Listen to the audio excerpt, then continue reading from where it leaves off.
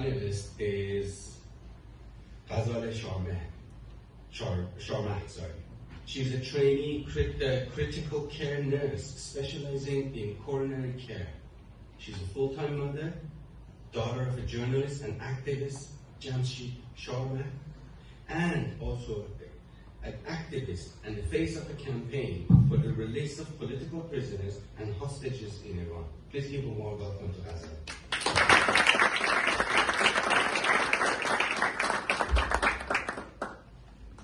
Hi, and thank you. Can you hear me? Oh, all right? Yes. That sounds good. Okay. Yes, my name is Gazelle. I'm the daughter of Jamshid Sharmahd, or Jimmy, as his friends and family call him. My dad is 68 years old right now, and he has advanced stage Parkinson's, in a way that he has to take his medication every 3 hours on the dot to be able to function, to work, to move. This frail 68-year-old man with Parkinson's is the victim of international kidnapping and hostage-taking by the Islamic regime of Iran. 3 years ago, he was kidnapped and taken to Iran against his will, where they're keeping him now for almost 3 years at an unknown location. Nobody knows where my father is. Nobody has seen him for 3 years. For over 1,000 days, they have kept him in complete solitary confinement. For over 2 years, I'm not able to speak to my dad. They don't allow phone calls.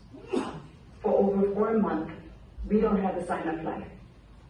We don't know if he's alive, struggling to keep alive, what they're doing to him. We know that the conditions under which they're holding him are absolutely inhumane. They're torturing him physically. They have knocked out all of his teeth, so he's not able to eat anymore, and he has lost, in the first year, more than 40 pounds of weight. They're not giving him his Parkinson's medication, at least not the right dose or on time, which causes him severe pain in all of his body. He cannot stand, he cannot walk, he cannot talk, he cannot breathe without this medication. Even if he is able to survive these horrific circumstances, and we know that he, lastly, 4 months ago, had severe chest pain, and as a nurse I know that means you can have a heart attack any minute. So even if he is able for some miracle to survive that, the regime has announced to the world that they're planning his murder. They have forced my dad to take part in 8 sham trials that have no resemblance to any court in the world, any justice in the world. Charged him with corruption on the earth, the catch-all phrase for all political dissidents, and condemned him to death. And they want to murder my dad by hanging him in public from a crane. My dad, Jimmy, is by trade a software engineer. He has his own company. And 16 years ago, he used his knowledge to build a website for the people of Iran to be able to voice their concerns, to show us the truth out of Iran on these platforms, completely uncensored and anonymous. That was a big thorn in the eyes of the regime, and they completely started targeting him, and they also tried to assassinate him here in Los Angeles.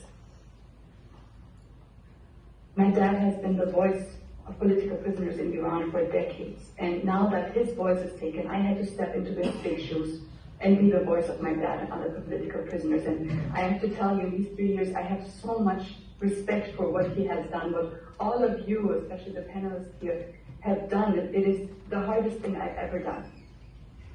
There is nothing to prepare you for the day that you wake up and see in the news that your dad has been kidnapped by the biggest terrorist regime in the world. There is no books that you can read, there's no guide, there's no how to save your dad or how not to save your dad. Maybe I write one day. But there is no guidance. You have to figure out everything on your own, and it's terrifying to do that. There are no government organizations that specialize in hostage-taking and these kinds of kidnappings, at least none that talk to me. There are NGOs, yes, there are NGOs, but these NGOs are so busy, because what I learned in these 3 years is that my dad's case, as horrific as it is not an isolated case. There are tens of thousands of political prisoners inside of Iran that are in the same condition as my dad right now. Shiva just talked about that. And their families would love to do what I'm doing, but their families are told that they cannot speak. They have to be quiet. Otherwise, what happened to their family will happen to them. There are dozens, if not hundreds, of European and American hostages held in Iran. And they are told by our governments not to speak, to be quiet, because they could endanger their loved ones. What I learned in these 1,000 days is that they're wrong. That anybody who tells you to be quiet is absolutely wrong. All of the political prisoners that have been freed, all of the hostages that have been freed, have told us over and over again, the moment the public attention came on, that was the moment that I was a little bit more protected. And even those that didn't make it, those that have been executed, we know that the regime, because of the public attention, at least hesitated to murder them.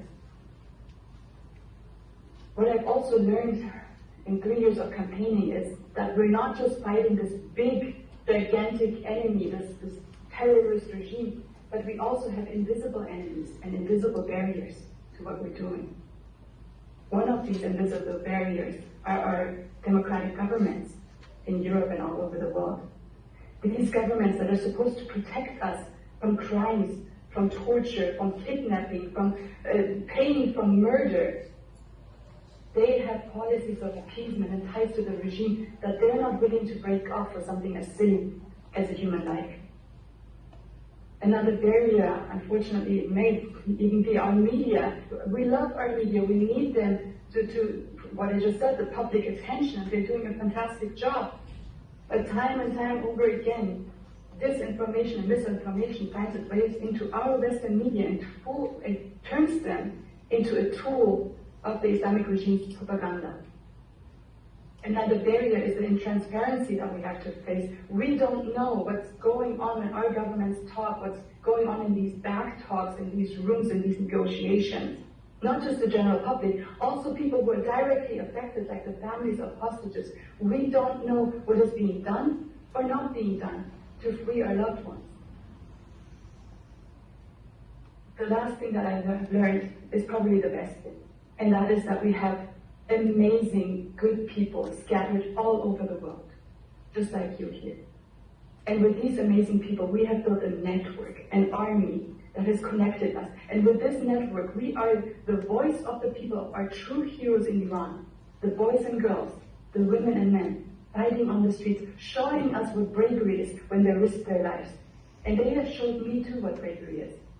That is why yesterday, I filed a criminal complaint against the murderers, the terrorists, the kidnappers and torturers of my dad. We have turned the tables by doing that. Because we want to show everything that I just told you about my dad, everything that the panelists will tell you here, are not isolated cases. These are crimes against humanity. And against these crimes, all of us have the responsibility to stand strong and to stop them from happening. Thank you so much.